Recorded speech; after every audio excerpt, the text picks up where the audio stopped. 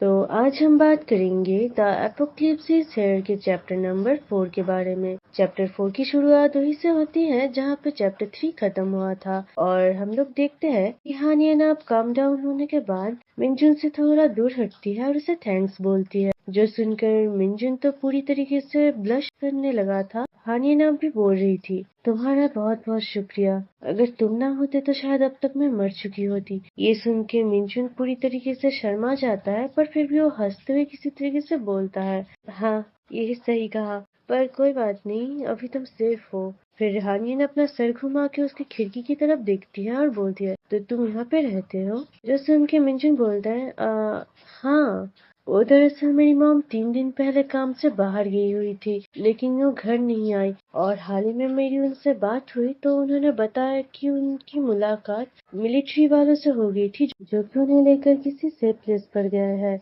और इन बातों के दौरान हानि ने कुछ खास रिएक्शन तो नहीं देती, बल्कि वो मिंजुन के घर को देखते हुए जवाब देती है, अच्छा तो ऐसी बात है, जानकर अच्छा लगा। फिर मिंजुन उसके पेरेंट्स के बारे में भी उससे पूछ लेता है, तो हानिना बोलती है, जब आखिरी बार मेरे डैड से मेरी बात हुई थी तो अपने वर्क प्लेस पे थे और उनके बातों से ऐसा लगा कि वो एकदम ठीक है। और जहाँ तक बात है मेरी मॉम की, तो हाँ, वो दोनों ही सेफ है।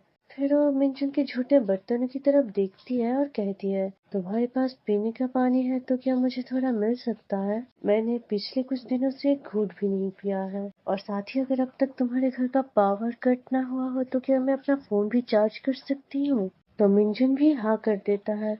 और फिर हम देखते हैं कि हानिया ऑलरेडी 3 बोतल पानी पी चुकी है और चौथा नंबर बोतल अब पी रही है, जिसे देखकर मिंजुन भी बुरी तरीके से शॉक्ड हो जाता है और वो अपने मन ही मन बोल रहा था, आखिर ये लड़की कितना पानी पी सकती है, हमें तो अभी यहाँ पे पानी बचाना चाहिए, क्या पता तो पानी का सप्लाई आना भी बंद हो जाए। और हानिया क्या उसने इतना जोखिम से इसलिए उठाया ताकि वो मेरे घर आ सके? मिंजुन अब हानिया से पूछ ही लेता है कि आखिर वो यहाँ पे क्यों आई है। तो हानिया उसे बताती है कि वो अब तक बाहर ही छुपी हुई थी, जो सुनकर मिंजुन शॉक्ड हो जाता है। और हानिया बताती है, 3 दिन पहले जब तुम मुझे मेरे अपार्टमेंट के बाहर मिले थे, और सीन शिफ्ट होता है फ्लैशबैक में उसी दिन रात के टाइम में। हानिया किसी वजह से अपने अपार्टमेंट में वापस जा रही थी चेंज करने के लिए, पर तभी वो देखती है उसके सामने से ढेर सारे इंसान दौड़ते हुए आ रहे हैं और वो लोग बहुत ही ज्यादा डरे हुए हैं। फिर अगला सीन हम देखते हैं कि हानिया भी उसे बच निकलने में कामयाब हो चुकी थी और हानिया के वॉइस ओवर से हमें पता चलता है कि वो वहाँ से भागकर किसी शॉपिंग कॉम्प्लेक्स के सीढ़ियों पे आ गई थी और वो काफी देर तक वहीं पे रही, ये सोचकर कि कोई उसे बचाने आएगा, लेकिन वहाँ पे उसे बचाने के लिए कोई नहीं आया। जो सुनकर मिंजुन भी अब थोड़ा चिंता में आ जाता है और वो बोलने लगता है, क्या क्या मतलब, रुको, अब मुझसे ये मत बोलना कि तुम अब तक वहीं पे अकेली छुपी हुई थी। फिर सीन दोबारा शिफ्ट होता है और हानिया बताने लगती है कि सीढ़ियों से ऊपर जाके उसे एक रूम मिला था जिसका डोर ओपन था और उस रूम को देख के ऐसा लग रहा था कि जैसे कि वो कोई मीटिंग रूम होगा। उस रूम के अंदर और एक डोर भी था जो कि खुल नहीं रहा था, पर अब हानिया के पास भी दूसरा कोई चॉइस नहीं था वहीं पे छुपने के अलावा। और लकीली उसे वहाँ पे एक पानी का बोतल भी मिलता है जिससे कि उसने वहाँ पे सरवाइव किया। और उस पानी के भी खत्म होने के बाद अब वो अपने लिमिट तक पहुँच चुकी थी और फाइनली हानिया डिसाइड करती है कि अब वो यहाँ से बाहर निकलेगी, क्योंकि उसकी घर की दूरी भी लगभग यहाँ से 1 किलोमीटर से भी कम की है और क्या पता उसे रास्ते में कोई कॉप या फिर रेस्क्यू टीम मिल जाए। और फिर हम देखते हैं कि हानिया जिस रास्ते से जा रही थी वहाँ पे उसे अपने सामने 2 ज़ॉम्बीज दिखते हैं, जिन्हें देखकर वो थोड़ी टेंशन में आ जाती है, तो वो दूसरा रास्ता चूज करती है ये सोचकर कि यहाँ से शायद वो थोड़ा जल्दी पहुँचेगी। पर वो मिंजुन के नेबरहुड में पहुँच जाती है और उसे वहाँ पे भी कुछ ज़ॉम्बीज मिल जाते हैं। इन्हें देखकर अब वो किसी तरीके से यहाँ से बचते बचाते हुए निकलते हुए अपने दिली दिल बोलने लगती है, अरे हाँ, यहाँ से सबसे पास तो मिंजुन का घर है, मुझे यकीन है वो लड़का जरूर 3 दिन पहले अपने घर सेफली पहुंच गया होगा, क्या पता वो अब तक अपने घर पे ही हो, मुझे शायद सबसे पहले वहीं पे जाना चाहिए। और ये बातें सोचते हुए वो भागते भागते एक पतली सी गली पे आ चुकी होती है जहाँ पे उसके ठीक सामने ही एक ज़ॉम्बी खड़ी हुई थी। और हानिया का भौंस दोबारा कहती है कि वो तब तक सड़क पे इन ज़ॉम्बी जैसे लोगों से बचते बचाते भागती रही जब तक कि वो मिंजुन के घर तक ना पहुंच गई। और सिन्ही पे शिफ्ट होता है और मिंजुन बोलता है, मुझे जानकर अच्छा लगा, सच में तुम कितनी ज्यादा अमेजिंग हो, तुमने वहां से अकेले निकलने की हिम्मत की। ये सुनकर हानिया वहां से उठ खड़ी होती है और कहती है, हाँ सच में तुम घर पे थे, ये मेरे लिए काफी खुशी की बात है। फिर अपना बाल बांधते हुए बोलने लगती है, मेरे बाल पूरी तरीके से बिखर चुके हैं और साथ ही मुझे बहुत ही ज्यादा चिपचिपा सा भी महसूस हो रहा है। भागते हुए मैंने काफी ज्यादा पसीना बहाया है अपना। क्या तुम्हारे घर पे अभी भी वाटर सप्लाई आ रहा है? पर मिंजुन तो उसके अंडर आर्म्स को देख रहा था और वो जवाब देता है, सही कहा, तुम्हारे अंडर आर्म्स भी तो एकदम पूरी तरीके से गीले हो चुके हैं। तुम्हें नहीं लगता कि तुम्हें अपने कपड़े बदल लेने चाहिए? क्या तुम मुझसे मेरे कुछ कपड़े उधार लेना चाहोगी? लेकिन मिंजुन के मुंह से ये सब सुन के हानिना तो एकदम से एम्बैरेस हो जाती है और फिर क्या, वो भी मिंजुन को ठीक उसी तरीके से समझाती है, ठीक जिस तरीके से शिनचैन क्वांटम रोबोट और एक्शन कामन के साथ मिलके बुरी बुरी जाइमन को समझाता है जब वो अपनी पार्टी बदल दिया करता है। पर फिर वो मिंजुन को छोड़ देती है और जाते हुए बोलने लगती है, ओह सच में मेरे अंदर अभी इतना भी एनर्जी नहीं बची कि मैं तुम्हें गालियां दूं या फिर तुम्हारे साथ लड़ूं। सुनो, अगर तुम्हारे बाथरूम में अभी भी वाटर सप्लाई है तो फिर क्या मैं यहाँ पे शावर ले सकती हूँ? पर मिंजुन तो अभी भी थोड़ा हैरान लग रहा होता है इन सब चीजों से और फिर उसे हाँ कर देता है। हानियना उसे थैंक्स करके चली जाती है और वो हानियना को जाते हुए देखकर धीरे से बोलता है, क्या बकवास है, आखिर ये यहाँ पे कहाँ से आ गई? और फिर हम देखते हैं कि हानिना कुछ तो गुनगुनाते हुए नहा रही थी और मिंजुन अपने रूम में ही बैठा हुआ था। पर तभी मिंजुन अपने मन ही मन बोलने लगता है, लेकिन अब मुझे क्या करना चाहिए? हानिना के यहाँ पे आने से पहले तो मैं प्लानिंग बना रहा था, कल यहाँ से बाहर निकलूंगा, लेकिन अब हानिना को यहाँ पे अकेले छोड़कर जाना मुझे कुछ ठीक नहीं लग रहा। मेरे पास अभी जितना खाना बचा है उससे तो सिर्फ कोई एक ही इंसान यहाँ पे 1 महीने के लिए सरवाइव कर पाएगा, लेकिन मेरे साथ अभी यहाँ पे हानियना भी है। अगर हम दोनों मिलकर अभी इंतजार करने बैठे कि कोई हमें बचाने आएगा तो फिर तो हम दोनों ही यहाँ पे सरवाइव नहीं कर पाएंगे। और तभी उससे आवाज आती है हानियना के गुनगुनाने की, जिसे सुनकर वो दोबारा कहता है, पर हानियना अभी यहाँ पे मेरे घर पे शावर ले रही है। इस बात पे यकीन करना इतना ही मुश्किल है जितना इस ज़ॉम्बी एपोकलिप्स पे। कुछ ही दिन पहले की बात है, स्कूल में वो मुझसे बात करते वक्त मेरी तरफ देखती तक नहीं थी और मुझे ऐसे ट्रीट करती थी जैसे कि मैं कोई कीड़ा मकोड़ा होऊंगा। और मिंजुन ये सब सोच ही रहा था, पर तभी अचानक से बाथरूम का दरवाजा खोल के हानियना आवाज लगाते हुए मिंजुन से पूछती है कुछ कपड़े वगैरह उधार देने के लिए, जो सुनकर मिंजुन भी एकदम हड़बड़ी में जाके अपने कपड़े निकालने लगता है। और फिर हम क्लियरली देख पाते हैं कि यहाँ पे मिंजुन अपने कपड़े हानियना को देते हुए काफी ज्यादा शर्मा रहा था। पर हानियना उन कपड़ों को लेकर स्मेल करती है और एकदम से बोल भी देती है कि आखिर तुम्हारे कपड़ों से ये किस तरीके का गंध आ रहा है, ऐसा लग रहा है कि जैसे ये कपड़े गंदे होंगे। और ये बात सुन के हमारा मिंजर जो कि अब तक शर्मा रहा था वो एकदम से शर्मिंदा हो जाता है। पर हानियना भी बोल रही थी, सच में ये बदबू इतना ज्यादा खराब है कि उसके बर्दाश्त से भी बाहर है, लेकिन फिर भी वो इन कपड़ों के तब तक के लिए पहन लेगी जब तक उसके कपड़े सूख नहीं जाते। फिर वो मिंजुन से कुछ परफ्यूम वगैरह भी मांग लेती है ताकि वो इन कपड़ों में लगा सके और उसके नाक पे ये बदबू ना आए।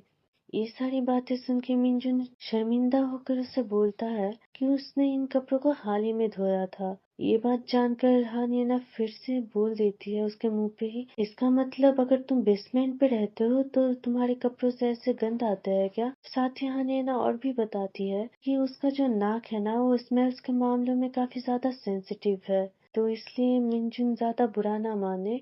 और फिर वो वहां से चल देती है और मिंजुन उसे जाते हुए देखकर अपनी दिली दिल कहता है कि सच में क्या हानियाना का पर्सनालिटी ही ऐसा है, वो इस सिचुएशन में भी स्मेल्स को लेकर इतनी ज्यादा वरीड है। और फिर हम देखते हैं कुछ वक्त बाद का सीन। यहाँ पे हानि के कपड़े सूख रहे थे और उसने कुछ खाना वगैरह भी खा लिया था। और फिर वो आराम से बैठ के मिंजुन से पूछ रही थी कि अच्छा अब हमें और क्या करना चाहिए। यहाँ पे अब हमारे पास किसी के इंतजार करने के अलावा और कोई काम नहीं है, क्यों है ना। ये सुनकर मिंजुन उसे जवाब देता है, सच कहूँ तो तुम्हारे आने से पहले मैंने प्लान बनाया था कि मैं कल यहाँ से बाहर निकलूंगा।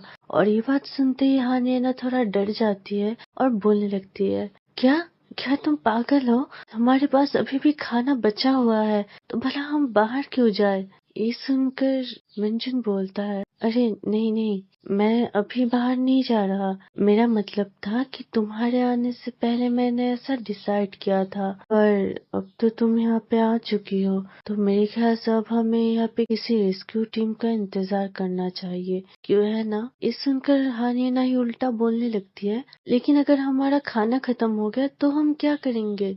ये सुनकर मिंजुन जवाब देता है, ऐसे हालात में हमारे पास बस एक ही रास्ता बचता है कि हम यहाँ से बाहर निकले, सीढ़ियों से ऊपर जाके दूसरे घरों में हम खाना वगैरह ढूंढने की कोशिश करें। लेकिन सच कहूँ तो मैं 100% श्योरिटी के साथ ये नहीं बोल सकता कि रूफटॉप के अलावा और कहीं पे भी कोई इन्फेक्टेड पर्सन नहीं मिलेगा। और साथ ही आस पड़ोस के घरों से भी तो आवाज आना बंद हो चुका है। और ऐसे हालत में अगर हमारा खाना खत्म हो जाता है तो फिर तो हमें यहाँ से बाहर निकलना ही होगा। ये सुनकर हानिया एकदम से खड़ी हो जाती है और बोलने लगती है, क्या? बिल्कुल भी नहीं, मैं यहाँ से कहीं नहीं जाऊंगी। तुम्हें पता भी है मैं यहाँ तक कितने मुश्किल से पहुँची हूँ।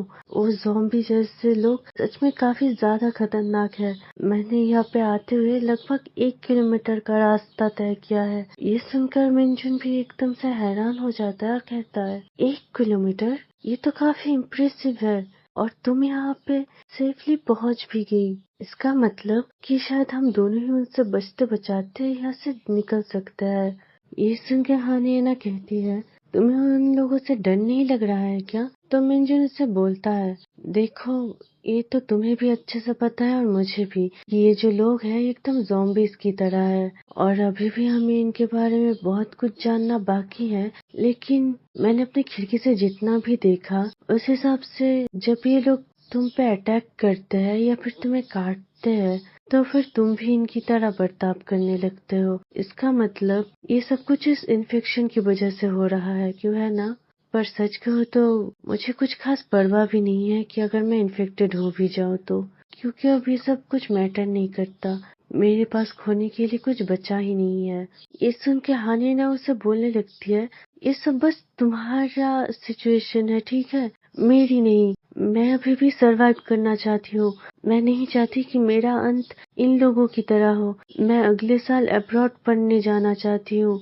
ये सब सुन के मिंचुन बोलता है, मुर्दे की बात यही है कि हमें उनके कांटेक्ट पे आने से बचना होगा। तुम भी तो मेरे घर आते वक्त यही कर रही थी ना। तुमने तो कहा भी था कि तुम तब तक नहीं रुकी जब तक कि तुम मेरे घर तक ना पहुंच गई। इनके बारे में एक और चीज, ये लोग तुम्हारी तरफ दौड़ के ऐसे नहीं आ रहे होते कि ये लोग तुम्हें मार देंगे। ये डिपेंड करता है कि उन्हें कहाँ पे काटा गया है। इनमें से कुछ है जो कि बस तुम्हारी तरफ चलते हुए आएंगे और कुछ ऐसे जिनकी बॉडी पूरी तरीके से बर्बाद हो चुकी है। इन्हें देख के लगता है कि ये कोई डेड बॉडी होंगे। पर साथ ही अगर देखा जाए तो एक नॉर्मल इंसान के कंपैरिजन में इनके दौड़ने का स्पीड काफी कम होता है। मतलब कि हम दोनों आसानी से दौड़ते हुए इन लोगों को अवॉइड कर सकते हैं। क्या तुमने बचपन में कभी टैग गेम खेला है?